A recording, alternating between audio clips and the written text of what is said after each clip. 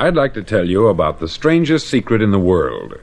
Not long ago, Albert Schweitzer, the great doctor and Nobel Prize winner, was being interviewed in London, and a reporter asked him, "Doctor, what's wrong with men today?" The great doctor was silent a moment, and then he said, "Men simply don't think." And it's about this that I want to talk with you.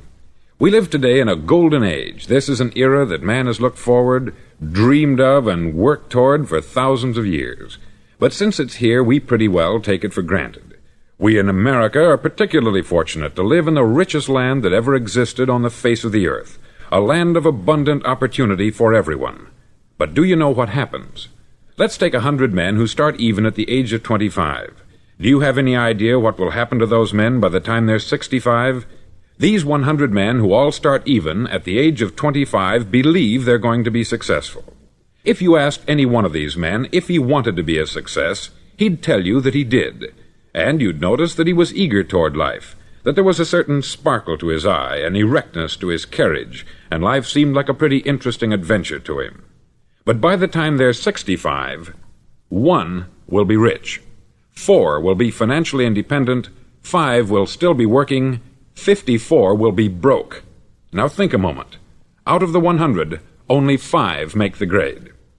Why do so many fail? What has happened to the sparkle that was there when they were 25? What's become of the dreams, the hopes, the plans? And why is there such a large disparity between what these men intended to do and what they actually accomplished?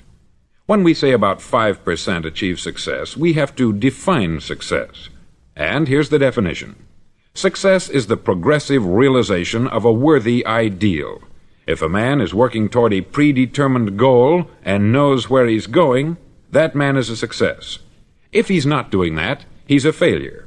Success is the progressive realization of a worthy ideal. Rollo May, the distinguished psychiatrist, wrote a wonderful book called Man's Search for Himself.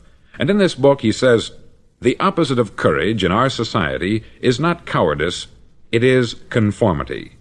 And there you have the trouble today. It's conformity.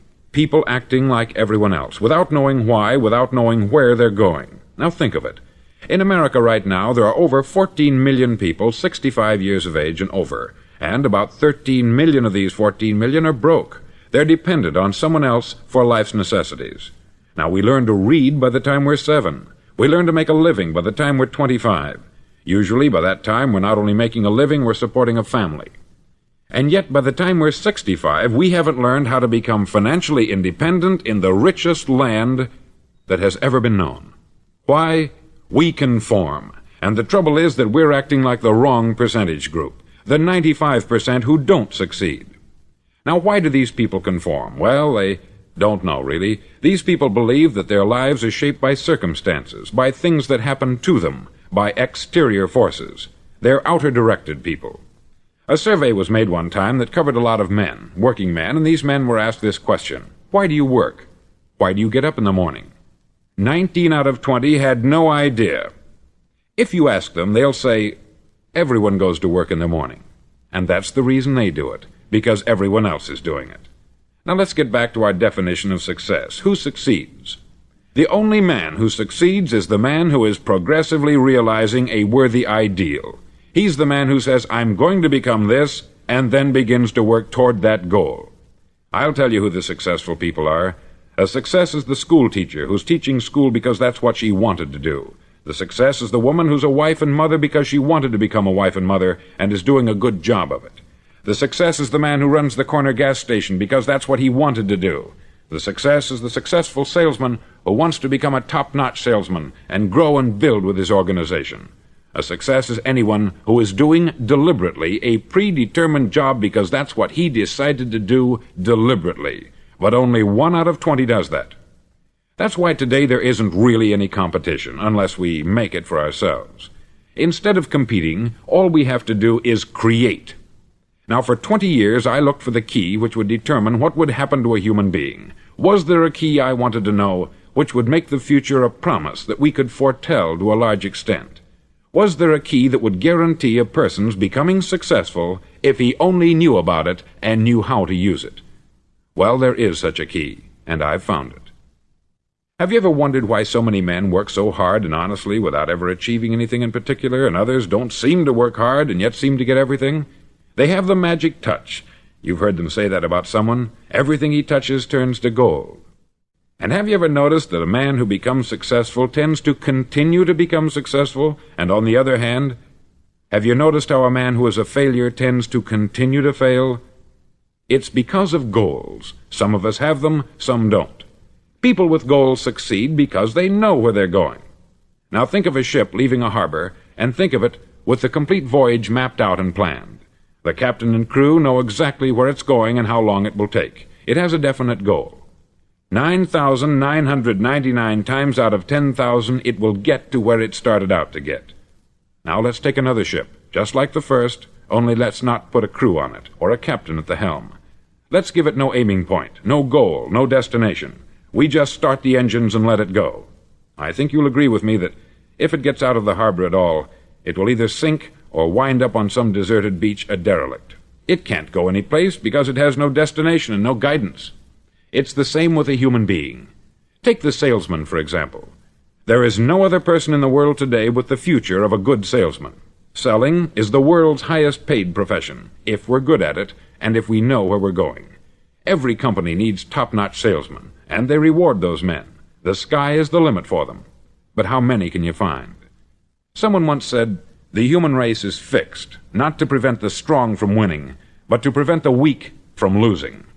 The American economy today can be likened to a convoy in time of war. The entire economy is slowed down to protect its weakest link, just as the convoy had to go at the speed that would permit its slowest vessel to remain in formation. That's why it's so easy to make a living today. It takes no particular brains or talent to make a living and support a family today, so we have a plateau of so-called security, if that's what a person's looking for. But we do have to decide how high above this plateau we want to aim for. Now let's get back to the strangest secret in the world, the story that I wanted to tell you today. Why do men with goals succeed in life, and men without them fail? Well, let me tell you something which, if you really understand it, will alter your life immediately.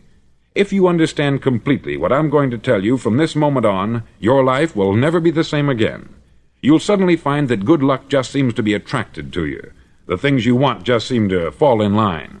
And from now on, you won't have the problems, the worries, the gnawing lump of anxiety that perhaps you've experienced before. Doubt, fear, well, they'll be things of the past. Here's the key to success, and the key to failure. We become what we think about. Now let me say that again. We become what we think about.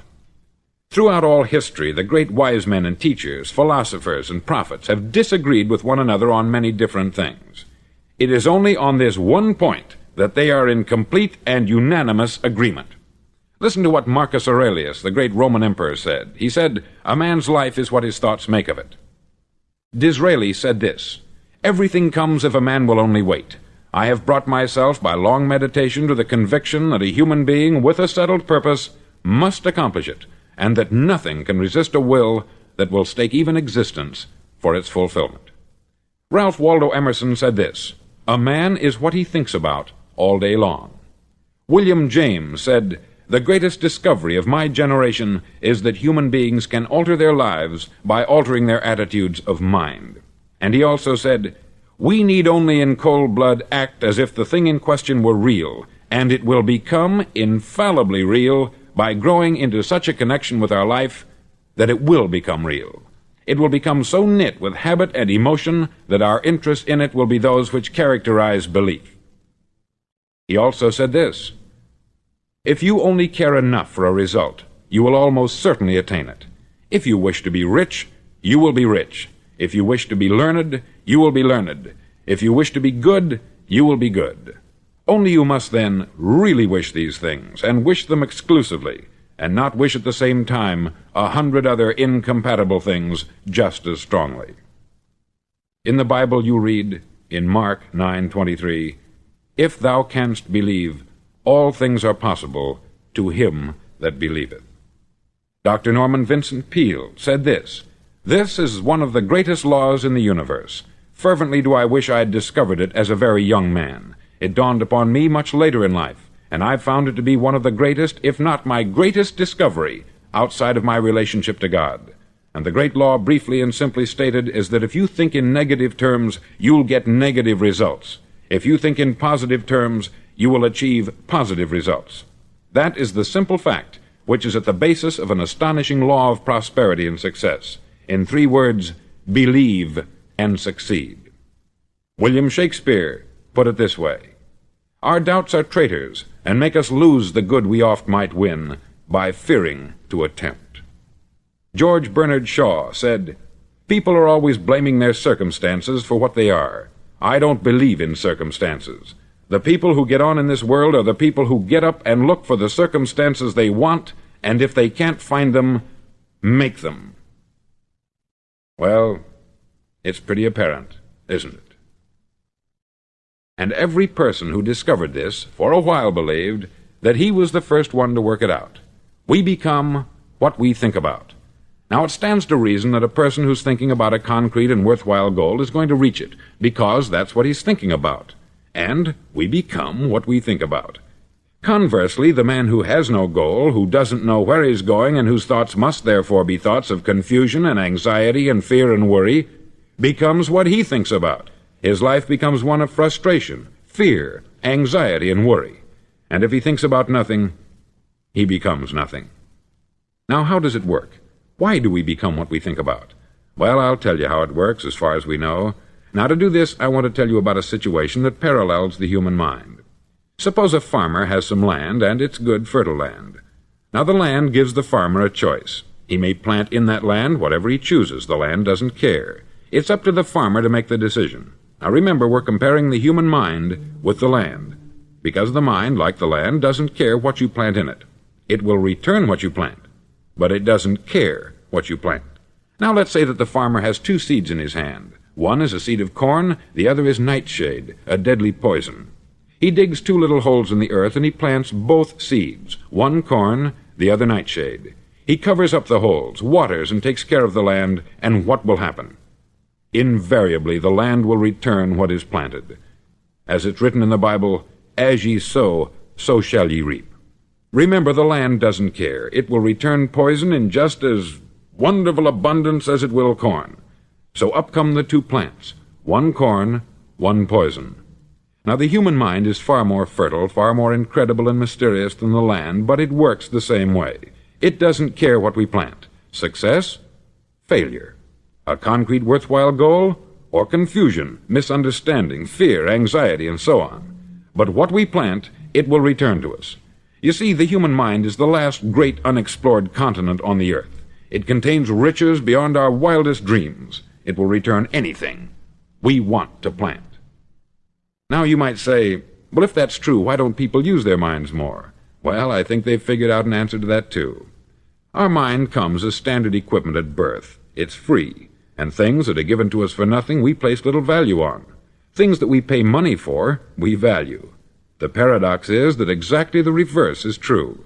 Everything that's really worthwhile in life came to us free. Our mind, our soul, our body, our hopes, our dreams, our ambitions, our intelligence, our love of family and children and friends. All these priceless possessions are free, but the things that cost us money are actually very cheap and can be replaced at any time. A good man can be completely wiped out and make another fortune. He can do that several times. Even if our home burns down, we can rebuild it, but the things we got for nothing, we can never replace. The human mind isn't used merely because we take it for granted. Familiarity breeds contempt. It can do any kind of job we assign to it, but generally speaking, we use it for little jobs instead of big important ones. Universities have proved that most of us are operating on about 10% of our abilities. Decide now, what is it you want? Plant your goal in your mind. It's the most important decision you'll ever make in your entire life.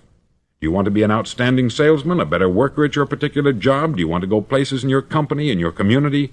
All you've got to do is plant that seed in your mind. Care for it. Work steadily toward your goal, and it will become a reality. It not only will, there's no way that it cannot.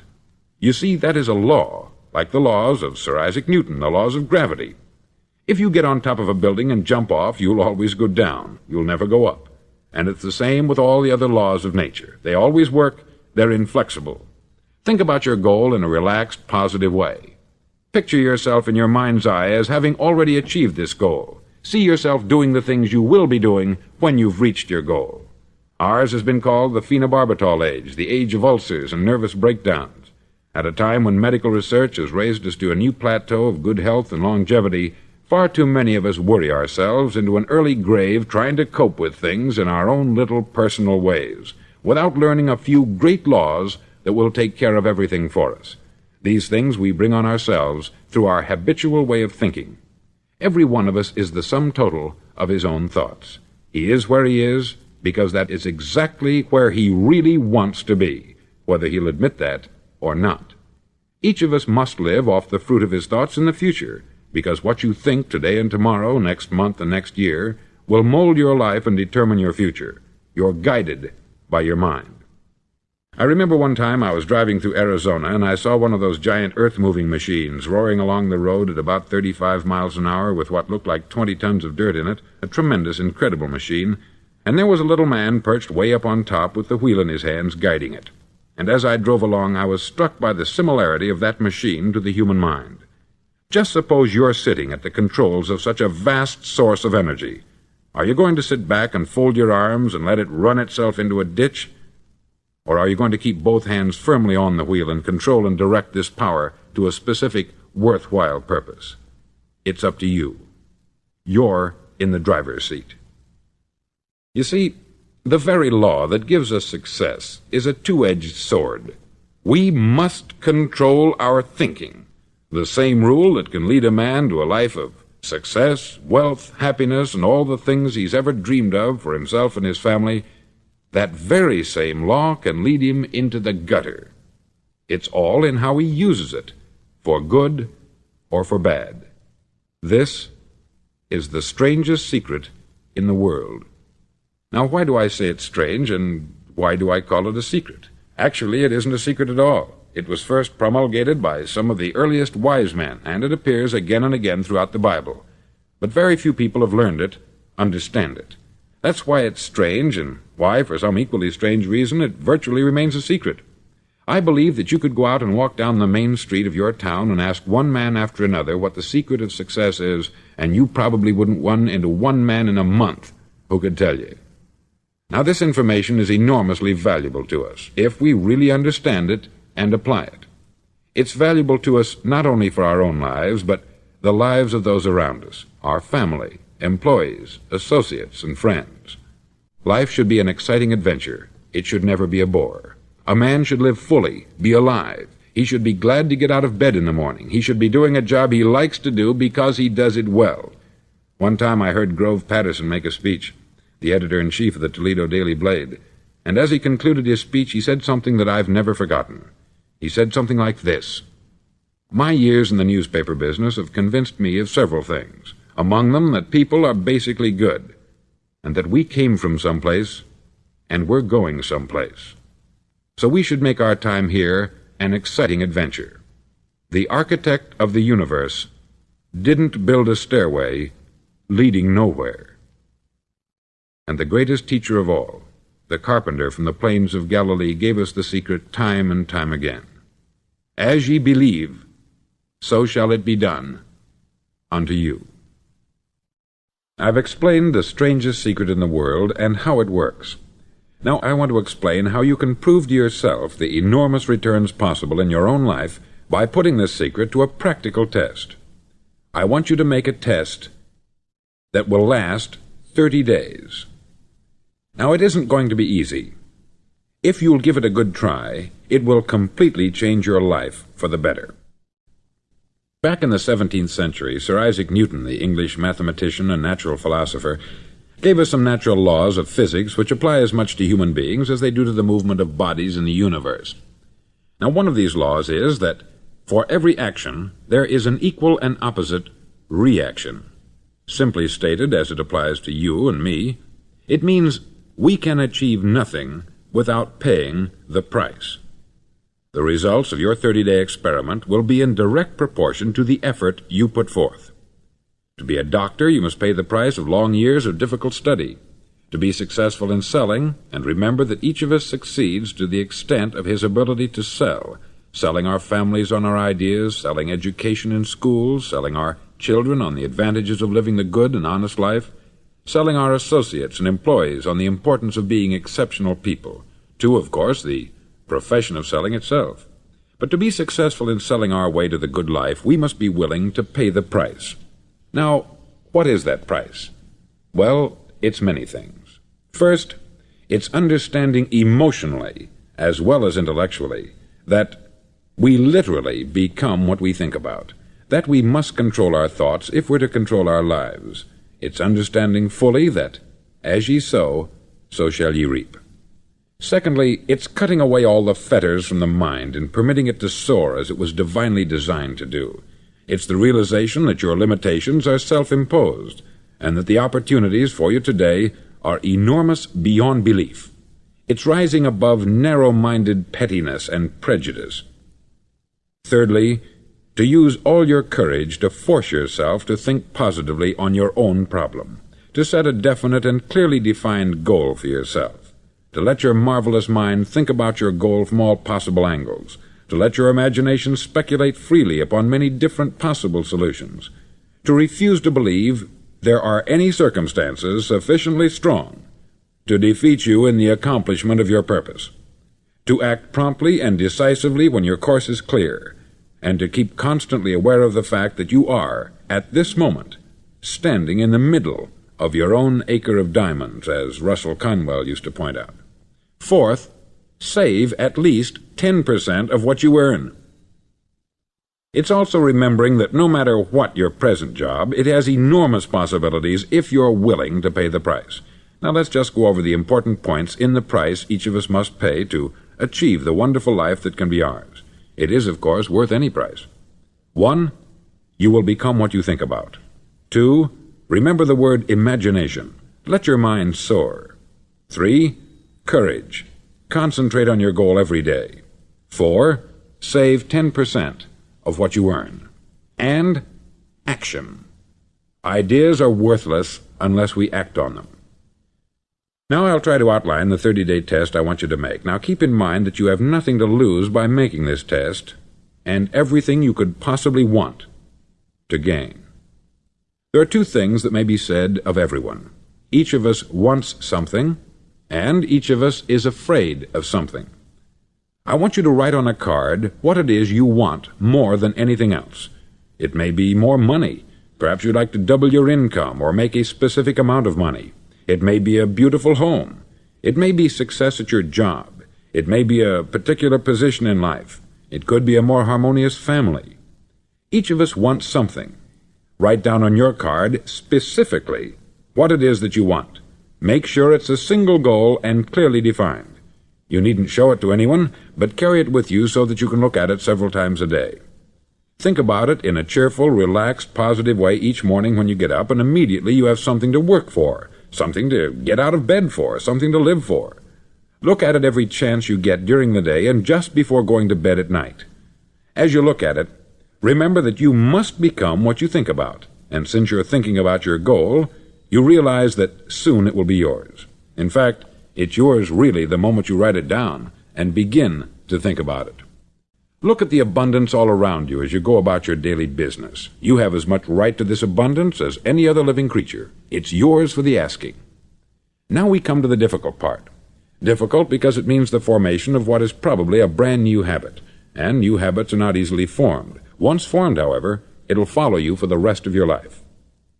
Stop thinking about what it is you fear. Each time a fearful or negative thought comes into your consciousness, replace it with a mental picture of your positive and worthwhile goal. There will come times when you will feel like giving up. It's easier for a human being to think negatively than positively. That's why only 5% is successful. You must begin now to place yourself in that group. For 30 days you must take control of your mind. It will think only about what you permit it to think. Each day for this 30-day test, do more than you have to do. In addition to maintaining a cheerful, positive outlook, give of yourself more than you've ever done before. Do this knowing that your returns in life must be in direct proportion to what you give. The moment you decide on a goal to work toward, you're immediately a successful person. You're then in that rare and successful category of people who know where they're going. Out of every 100 people, you belong to the top 5. Don't concern yourself too much with how you're going to achieve your goal. Leave that completely to a power greater than yourself. All you have to do is know where you're going. The answers will come to you of their own accord. Remember these words from the Sermon on the Mount, and remember them well. Keep them constantly before you this month of your test. Ask, and it shall be given you. Seek, and ye shall find. Knock, and it shall be opened unto you. For every one that asketh receiveth, and he that seeketh findeth, and to him that knocketh it shall be opened. It's as marvelous and as simple as that. In fact, it's so simple that in our seemingly complicated world it's difficult for an adult to understand that all he needs is a purpose and faith. For 30 days, do your best. If you're a salesman, go at it as you've never done before, not in hectic fashion, but with the calm, cheerful assurance that time well spent will give you the abundance in return you deserve and want. No matter what your job, do it as you've never done it before for 30 days. And if you've kept your goal before you every day, you'll wonder and marvel at this new life you've found. Dorothea Brand, outstanding editor and writer, discovered it for herself and tells about it in her fine book, Wake Up and Live. Her entire philosophy is reduced to the words, act as though it were impossible to fail. She made her own test with sincerity and faith, and her entire life was changed to one of overwhelming success. Now you make your test for 30 full days. Don't start your test until you've made up your mind to stick with it. You see, by being persistent, you're demonstrating faith. Persistence is simply another word for faith. If you didn't have faith, you would never persist. If you should fail during your first 30 days, by that I mean suddenly find yourself overwhelmed by negative thoughts, you've got to start over again from that point and go 30 more days. Gradually your new habit will form until you find yourself one of that wonderful minority to whom virtually nothing is impossible. Don't forget the card. It's vitally important as you begin this new way of living. On one side of the card, write your goal, whatever it may be. On the other side, write the words we've quoted from the Sermon on the Mount. Ask, and it shall be given you. Seek, and ye shall find. Knock, and it shall be opened unto you. Nothing great was ever accomplished without inspiration. See that during these crucial first 30 days, your own inspiration is kept at a peak. Above all, don't worry. Worry brings fear, and fear is crippling. The only thing that can cause you to worry during your test is trying to do it all yourself. Know that all you have to do is hold your goal before you. Everything else will take care of itself. Remember also to keep calm and cheerful. Don't let petty things annoy you and get you off course. Now, since making this test is difficult, some may say, well, why should I bother? Well, look at the alternative. No one wants to be a failure. No one really wants to be a mediocre individual. No one wants a life constantly filled with worry, fear, and frustration. Therefore, remember that you must reap that which you sow. If you sow negative thoughts, your life will be filled with negative things. If you sow positive thoughts, your life will be cheerful, successful, and positive. Now, gradually, you will have a tendency to forget what you've heard on this record. Play it often. Keep reminding yourself of what you must do to form this new habit. Gather your whole family about and listen to what's been said here at regular intervals.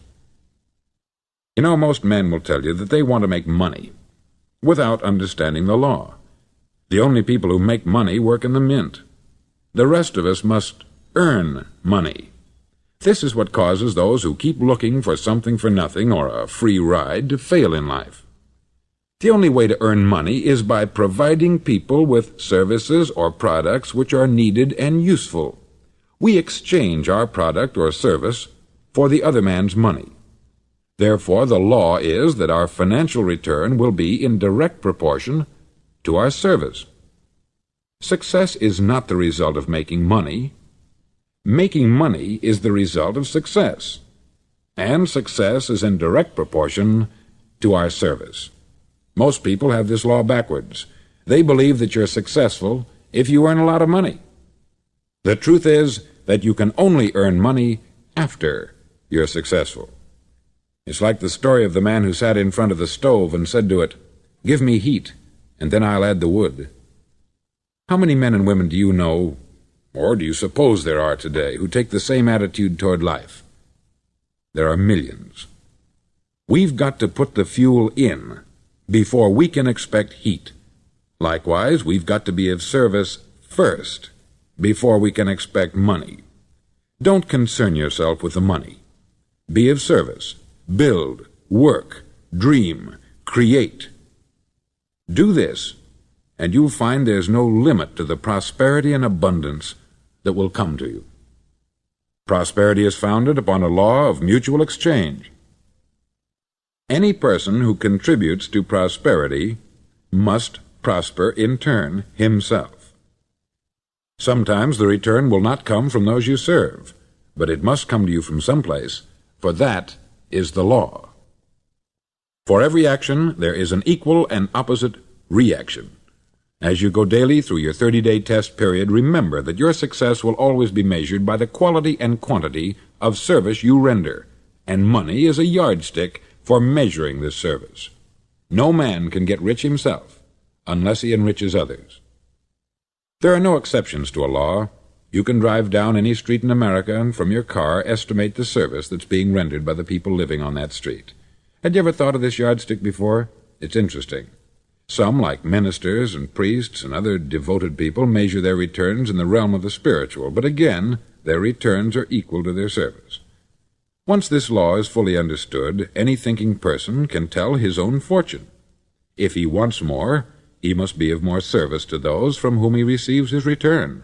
If he wants less, he has only to reduce this service. This is the price you must pay for what you want. If you believe you can enrich yourself by deluding others, you can only end by deluding yourself. It may take some time, but just as surely as you breathe, you'll get back what you put out. Don't ever make the mistake of thinking you can avert this. It's impossible. The prisons and the streets where the lonely walk are filled with people who tried to make new laws just for themselves. We may avoid the laws of man, but there are greater laws that cannot be broken. An outstanding medical doctor recently pointed out 6 steps that will help you realize success. 1. Set yourself a definite goal. 2. Quit running yourself down. 3.